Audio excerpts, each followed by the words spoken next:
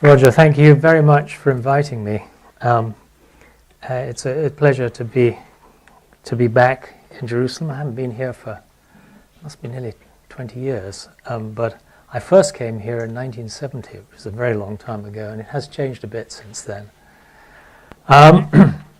Right, so in the first, I'm going to give these two lectures. In the first part, I want to tell you what I think the problems are that interest me at the moment, and tell you about the players. And then the second part, I will attempt to start explaining the world.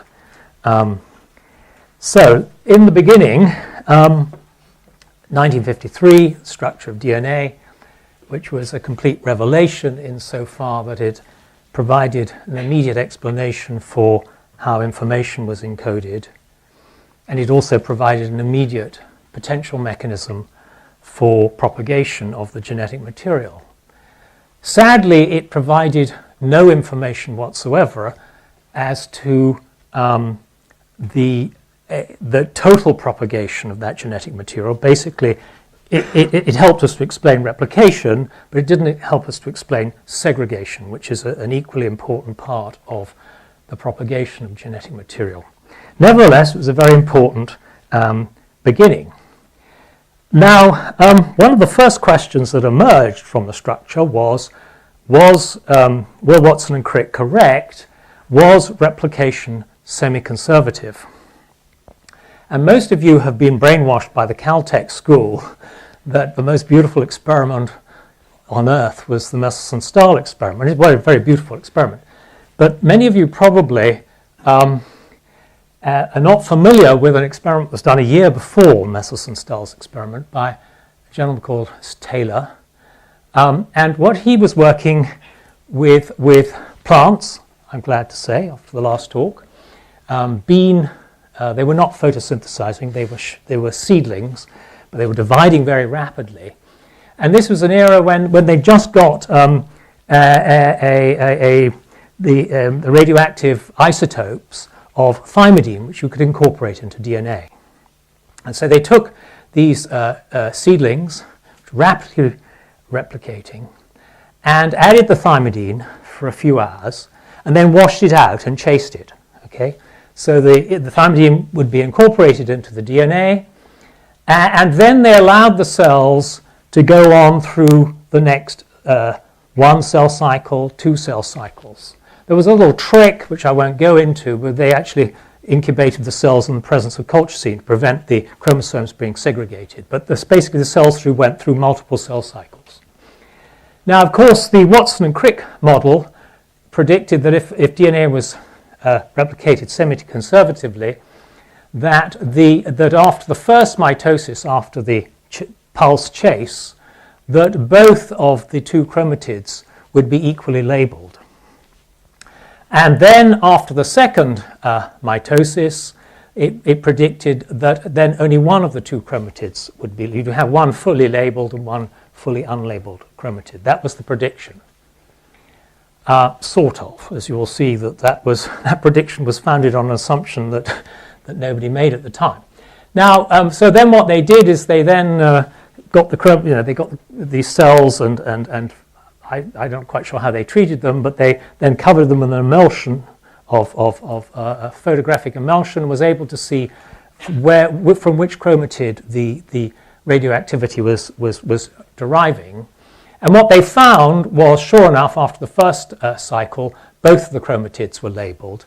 And after the second, and this circumstance here, they found that you had one completely unlabeled and one fully labeled. Now, of course, you can see exceptions, and that's due to, as we now know, sister chromatid exchange induced by the radioactivity from the thymidine.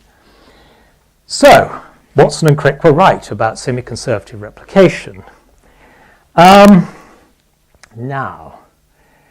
I'm going to ask students at this point, indeed, this result is consistent with semi-conservative replication, but what other conclusion could you draw from this experiment? A much bigger conclusion, because it was not a conclusion that anyone would have predicted in 1958. It was not one that was discussed by Watson and Crick. Can anybody think of what else you could conclude from this experiment? I hasten to say that the authors did not draw this conclusion, so I don't blame any of you if you don't get it immediately. But just remember, these are in entire chromatids, okay? And what we're saying is that one whole chromatid is labeled and one is unlabeled. How do you get that result? Yes, replication needs to be semi-conservative, but that's not a necessary precondition, is it? Well, I'll try and get you there. Well, in 1958, this is by the time the Mendelssohn-Stahl experiment had been done, and everybody accepted from Taylor and from Mendelssohn-Stahl, replication is semi-conservative. But in 1958, nobody, just nobody, could believe that the DNA in our chromosomes, the DNA, everyone thought you isolated DNA from cells and it came out as a sort of kilobase.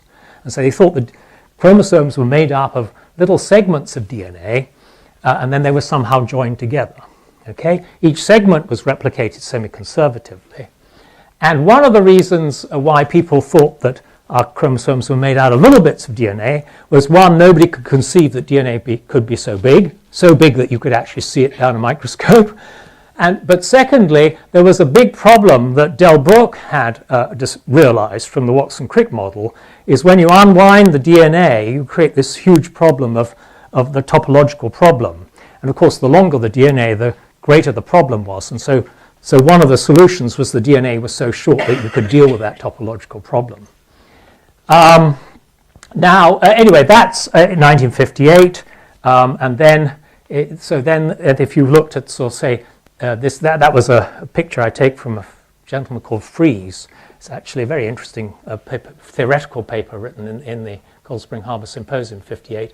And here was his model for the chromosome itself, that you had these little bits of DNA that were somehow assembled in some structure of the chromosome. Now, if that's the way you thought about chromosomes in 1958, a year after Taylor's experiment, given this situation, how on earth did you ensure that all of those labeled strands went to one chromatid and the unlabeled strands went to the other? It's inconceivable, isn't it? Completely inconceivable. And yet, if you read Taylor's paper, that's precisely what he proposed, is some immensely complicated scheme whereby the Watson went from this one went this way and the Watson from that way went to the other way and so forth. And yet, the simplest interpretation of the Taylor experiment, and frankly is the only reasonable interpretation, is that not only is DNA replication semi-conservative, but also each chromatid contains a single molecule of DNA. It is the only explanation. And yet it was not drawn. And if any of you go off and teach in the future, go and make your students read this paper, because it's an example of the most underinterpreted paper in the history of molecular biology. But it is a very, very interesting paper. Anyway, this is, the penny only started to drop about 3 years later, when Kleinschmidt started to break open bacterial cells in a very gentle way, took protoplasts and lysed them, and he could see the DNA spilling out of these bacteria. And he could see the DNA by electron microscopy. And when he looked there, he couldn't see an end. And he concluded that very possibly that the DNA from one of these bacteria was a single DNA molecule. And then a couple of years later, John Cairns published this remarkable autoradiograph of a replicating chromosome from E. coli, where you could actually trace the DNA all the way around. And here's this replication fork, the circular chromosome. Okay, so it wasn't until 1963 that people realized that unaneme applied to bacteria, and then it took another decade at least before we realized that it applied to yeast cells and Drosophila, and eventually, it took the sequencing of the human genome to make us realize that it applied to us as well.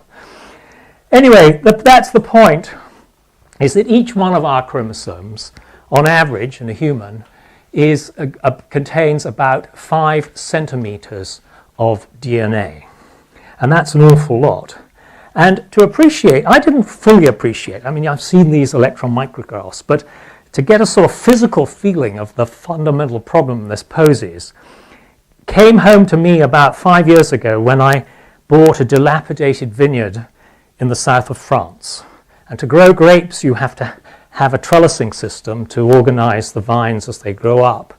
And the trellising system has these long wires, and as the grapes go up, you lift the wires to keep the vines growing up and out of the way of the tractor and everything.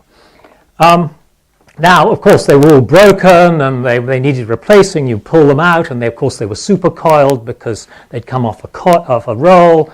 And you pulled out 50 meters or 100 meters of stuff, and you put it on one side, and you ended up with this sort of mess here. And I suddenly realized, well, if this was a DNA molecule, and this is probably 2 millimeters diameter, and the diameter of DNA is 2 nanometers. That's a millionfold difference, okay? And so how long would, if that was a DNA molecule, how long would be one of our chromosomes? How much of this wire? Well, it would be 50 kilometers. That's just one chromosome. And within the genome, I'm not sure what's happened there. I pressed a button.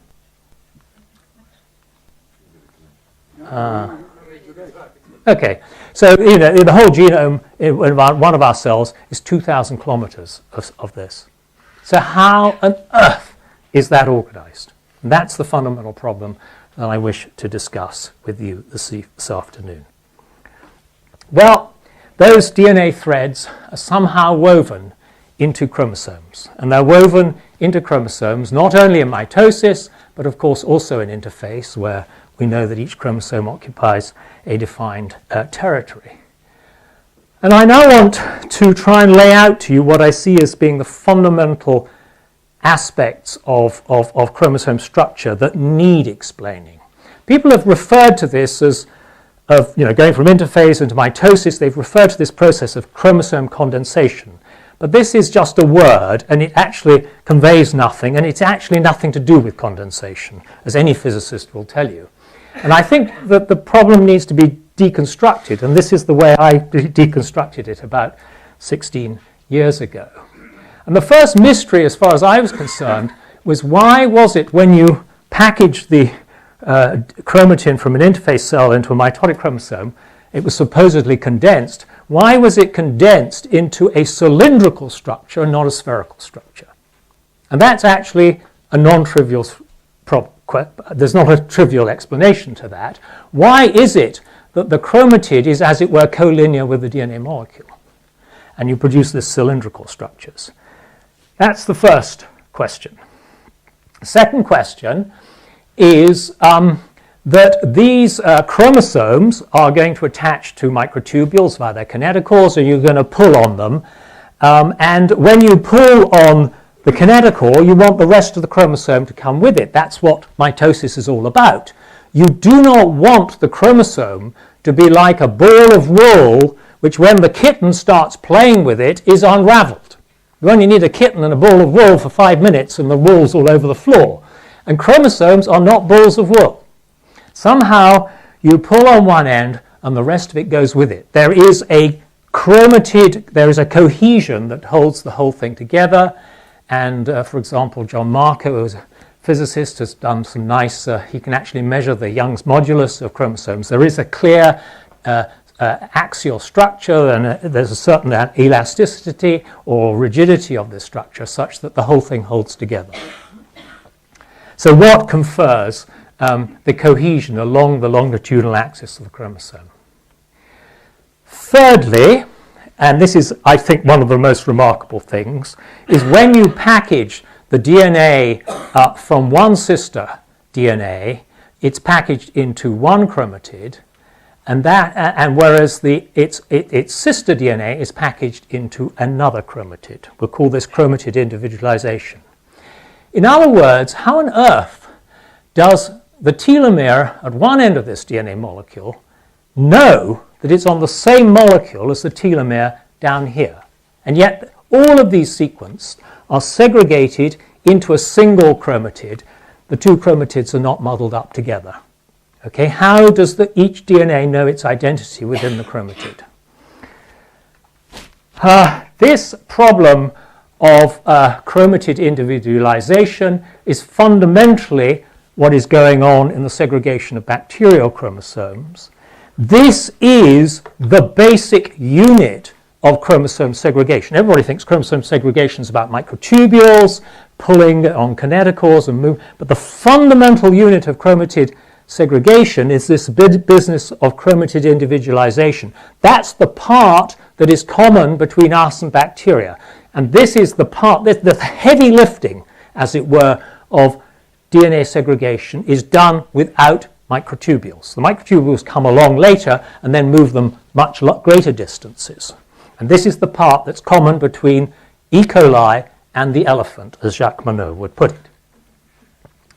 Okay, the fourth aspect, and I meant, is for the microtubule game to work, the two chromatids need to be held together. Yes, you individualize, but you don't let go, and somehow you hold the two sister chromatids together through sister chromatid cohesion. So those then were, for me, with regard to chromosome segregation, the four key problems for which we'd had no explanation. Now, and that then is really what it's all about. How is DNA woven into these structures to explain these properties? Now, if I go back to when Roger was a young postdoc in the MRC in Cambridge, I too worked in Cambridge. It's the most wonderful place, and it's gone on being a wonderful place, but they did get one thing very badly wrong, and it wasn't Roger.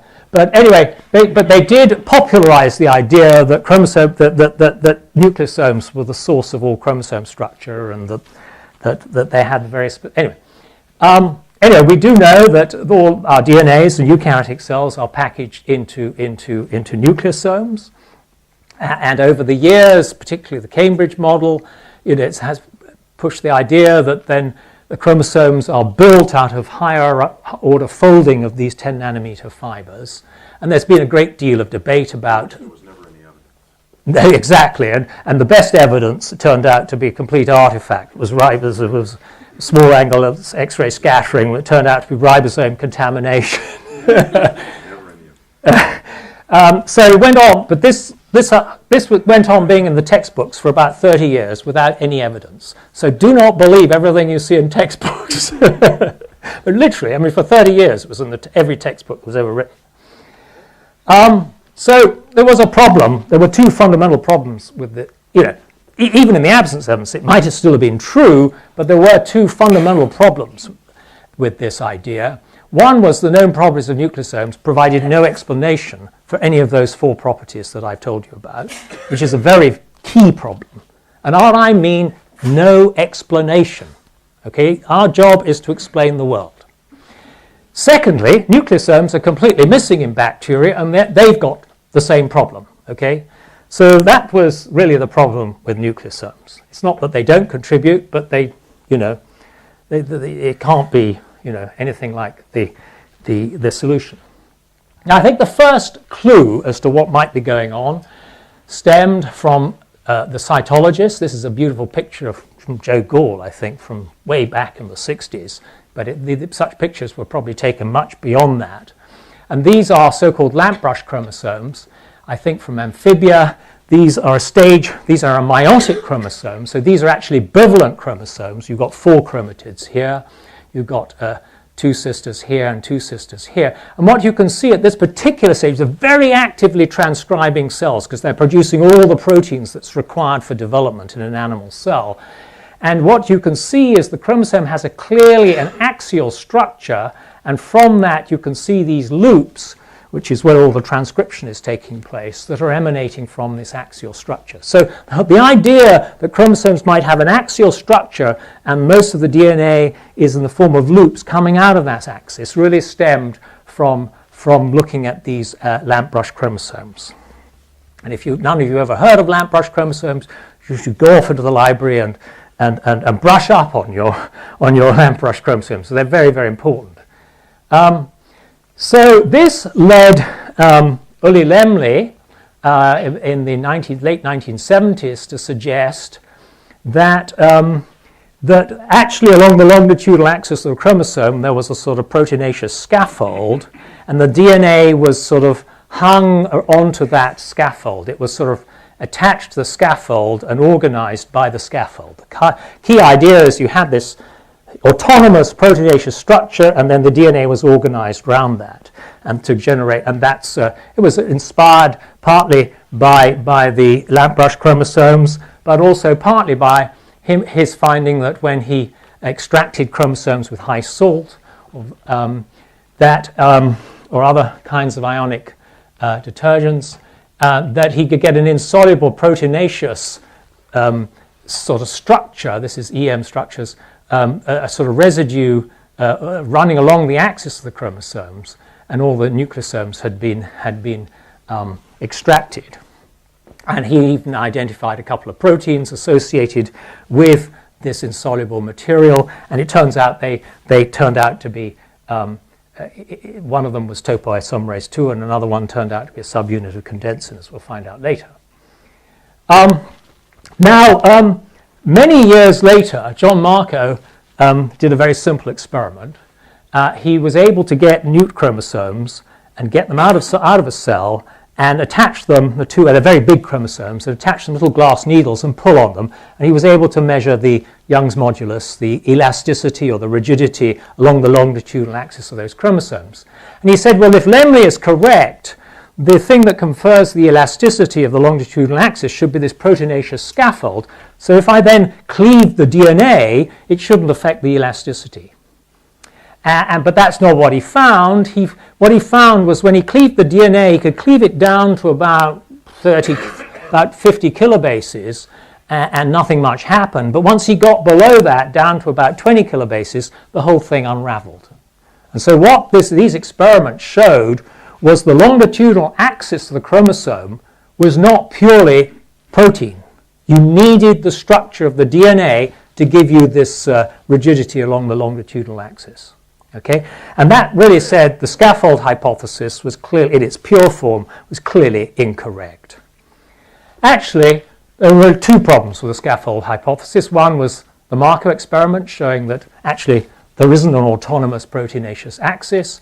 But the other problem with the scaffold hypothesis is even if such a scaffold did exist, the hypothesis provided no explanation for how the DNA from this immensely long DNA molecule would actually be attached to this and organize it. How would the scaffold know that each bit of DNA that was attached to belonged to the same molecule? It provided no explanation for the individualization problem.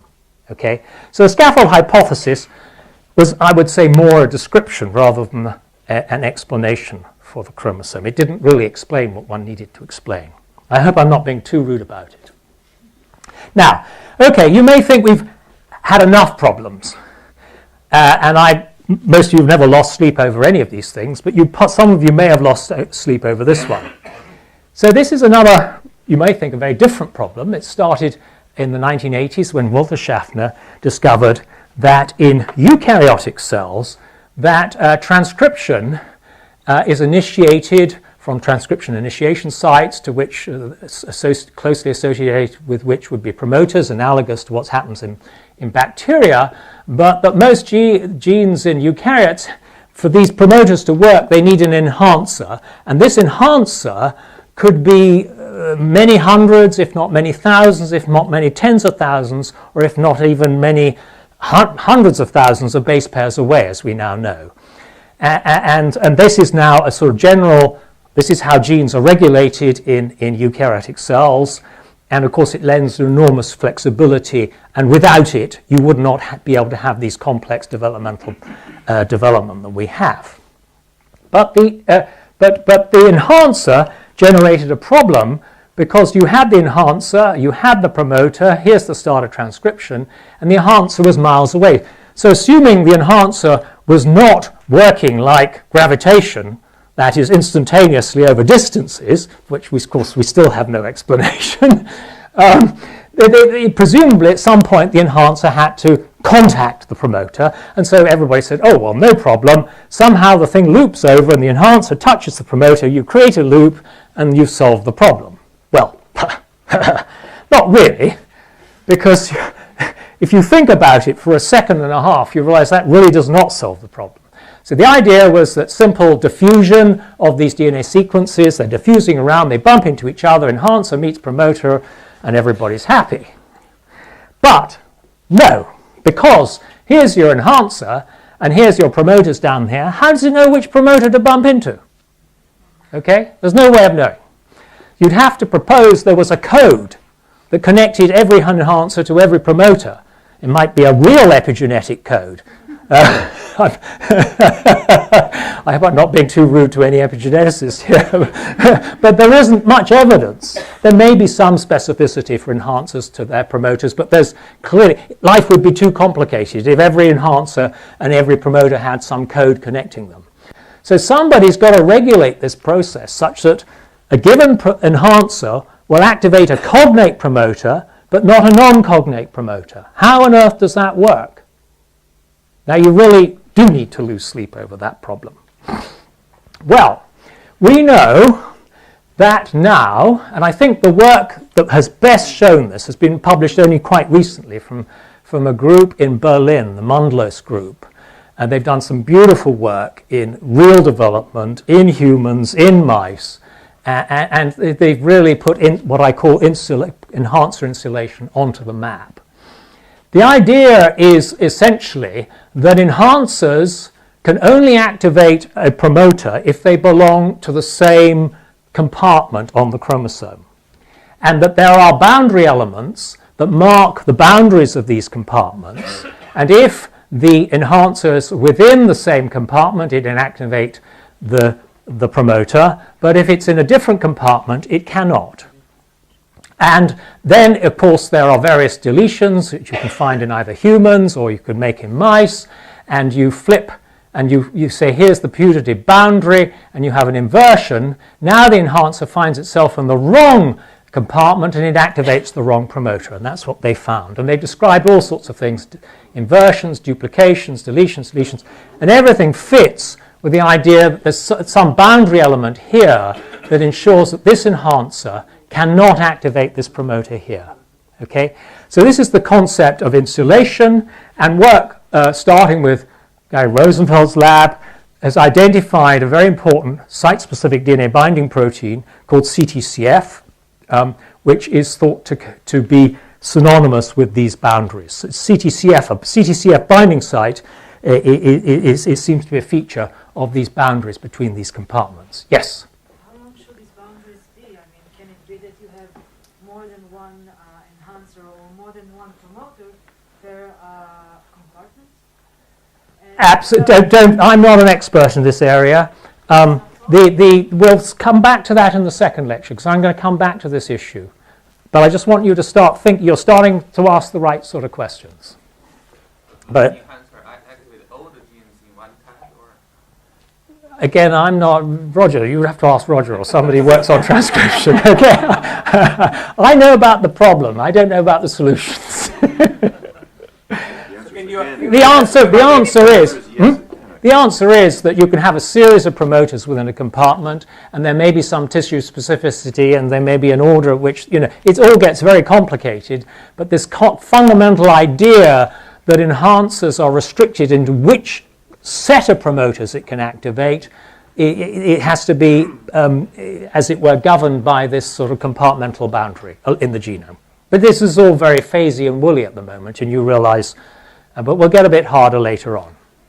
Now, in the last few years, people have started to try and measure these compartments. People have said, well, presumably sequences within a compartment would be more closely associated with each other than sequences in a neighboring compartment. And Thomas Dekker, and together with many, sorry, it's not Thomas Dekker, Job Dekker. There was somebody else called Thomas Dekker. Sorry, I do apologize. Anyway, he developed this technique of measuring sequences being close together in the genome by taking cells and fixing them with formaldehyde and then cutting the DNA. And if two sequences were fixed together and then you then ligated the DNAs, you would ligate not only sequences which were close to themselves on the genome, but if two sequences were in fact close together, even though they weren't close together on the linear genome, then this would be ligated to this, and then through massively high throughput sequencing, you could measure the various interactions between all the DNA sequences within the genome. And this has now been done at very high resolution, particularly by the lab of Erez Lieberman Aden, and it's his work that's really pushed this because he's gone down to a resolution that's been really useful.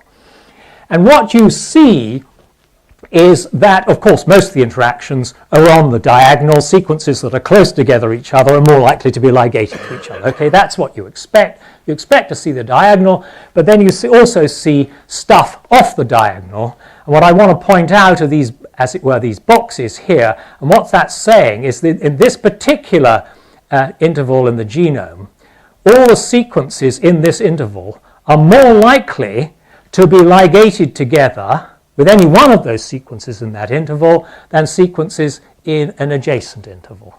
Okay? So that, and these were called topologically associated domains, or TADs. And the question is, what are TADs, and might they explain insulation? Okay? Might being inside one of these TADs be, that's what determines if the enhancer and the promoter are inside the TAD, then the enhancer could activate the promoter. If it was outside the TAD, it couldn't.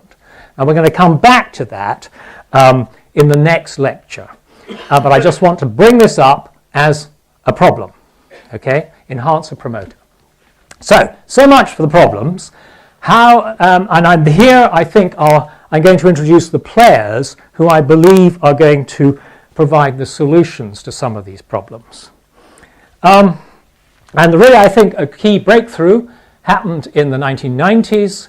Initially, when Tatsuya Hirano in Tim Mitchison's lab, using Xenopus extracts, was able to purify a complex, well, he identified proteins, a set of proteins that were associated with mitotic chromosomes that weren't associated with interphase chromatin, and identified a complex which he eventually called condensin.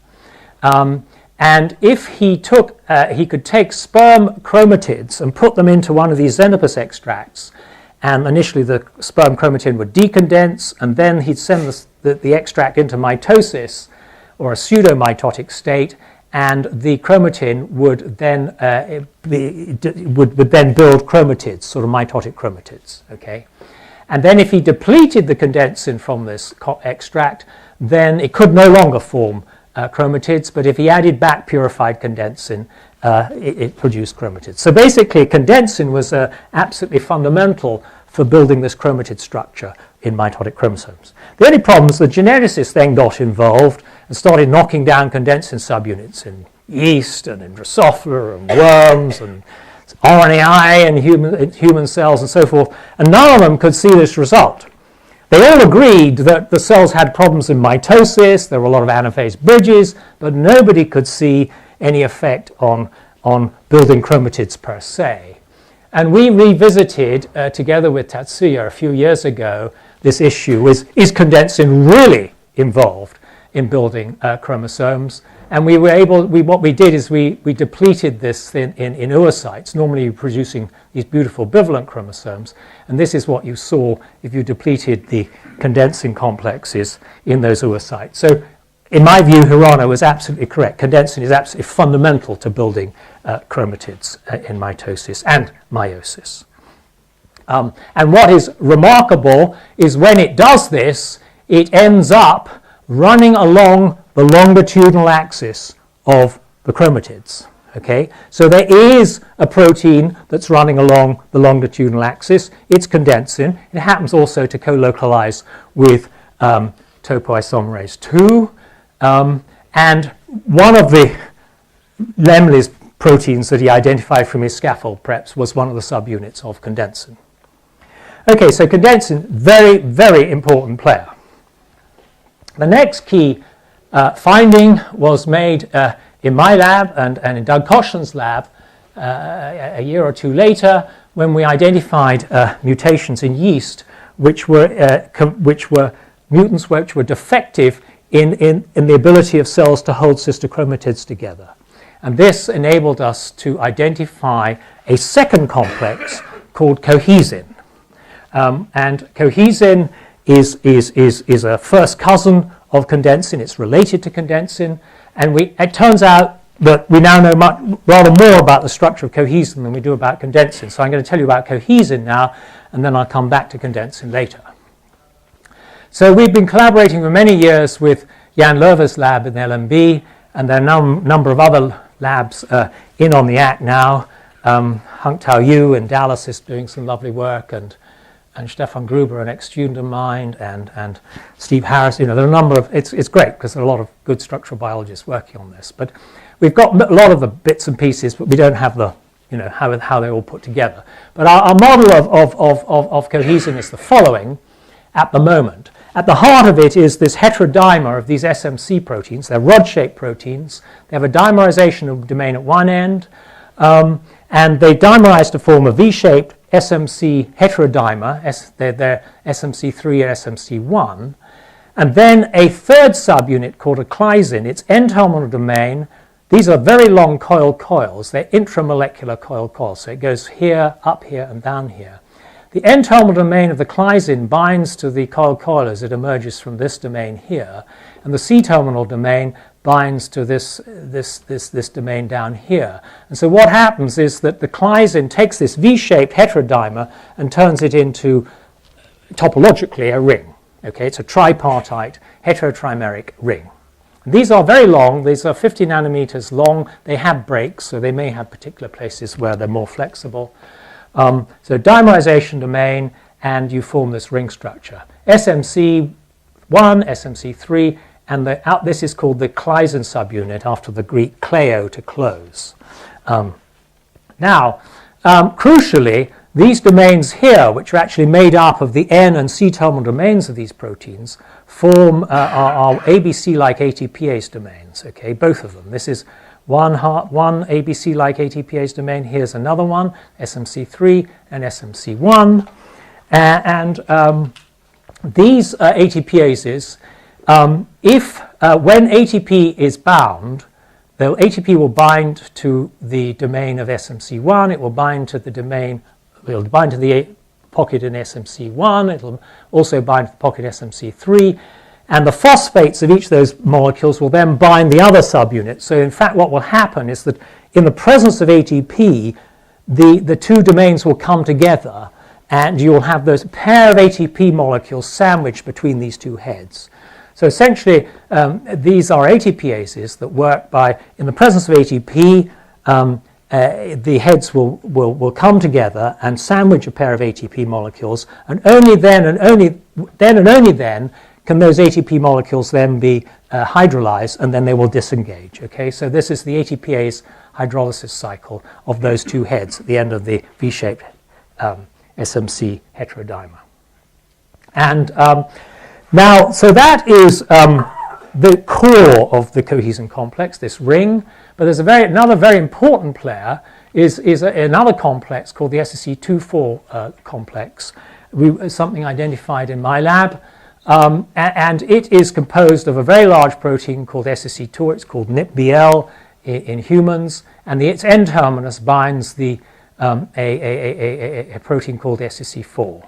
And these structures are from the Hung Tao Yu and Singleton and Harrison labs. This bit here, the structure is not known, so that's sort of made up, but it's a sort of flexible linker there. These are very large, and these are very large. This is a very large heat repeat protein. This is the core of it, and this is a sort of regulatory aspect of it. Now, it turns out that SSC2, which is part of this loading complex, is highly related structurally and phylogenetically to two other related heat repeat proteins, and they all have the same very, very characteristic hook-shaped structure. and they are clearly monophyletic, both structurally and bioinformatically. Namely, there aren't any heat repeat proteins that have this really very, very pronounced hook-shaped structure, and they are also bioinformatically monophyletic. So they're all related, from gene duplication events. And the other ones are PDS5 and SEC3. And unlike the SEC2 subunit, which is part of this loading complex, PDS5 and SEC3 are most of the time bound to the Claisen subunit of the tripartite cohesin ring. And they're bound to the bit that connects, it's basically you've got this long stretch that connects the N and the C-terminal domains. That bit in the middle, that's the bit that binds these subunits here. And it's these subunits here together with this one, these are the guys that regulate what cohesin does on chromosomes. Now, if that's not complicated enough, there then is yet another protein, a sixth protein called WOPL. It's a TPR motif protein, and what it does is it combines to both PDS5 and SEC3, and it plays a very important role in getting cohesin off chromosomes. Okay, so those are the key players. Now, is cohesin indeed an ATPase? I'm just going to show you some rather nice biochemistry from Thomas Gregores, which in my lab, which is in collaboration with B.G. Lee and Jan Lerver. And B.G. managed to make the hexamer containing SMC1, SMC3, SSC3, PDS5, SSC1, and WOPL. Very beautiful hexamer you can make in baculovirus. And then Thomas has managed to make the SSC2 protein. And if you put them together, then you can find that the hexamer itself has little or no ATPase activity, but you then get considerable ATPase activity with SSC2. We're getting about 20-25 ATPase per minute. And this is about as active an ATPase as anyone's got, these SMC proteins. This is as active as you will ever find.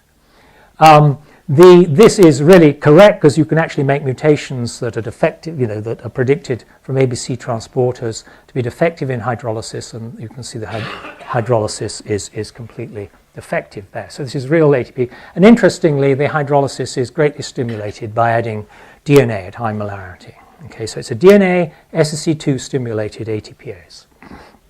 Now, this SSC2 subunit of this loading complex, which is crucial for getting the complex to be active as an ATPase in the presence of DNA, is called NIPBL in mammals, and it turns out to be the gene that's most frequently mutated in a terrible human syndrome called Cornelia de Lange syndrome, which is caused, rare alleles are cohesin mutations, but most of them are null alleles in just one copy of the human ortholog of SEC2. And it causes massive developmental defects, shortened limbs, defects multisystemic, heart, brain, limbs, you name it, is affected. And essentially this is a gene that is haploinsufficient in humans. Okay? So you absolutely need 2 copies of this gene, and in these mutations the level in fact doesn't go down to half, it goes down to 70%, and that's what causes all these defects. It's really quite frightening, but why that might be the case may become apparent in the next talk. Okay, so that's the structure of cohesin. Okay. Here are all these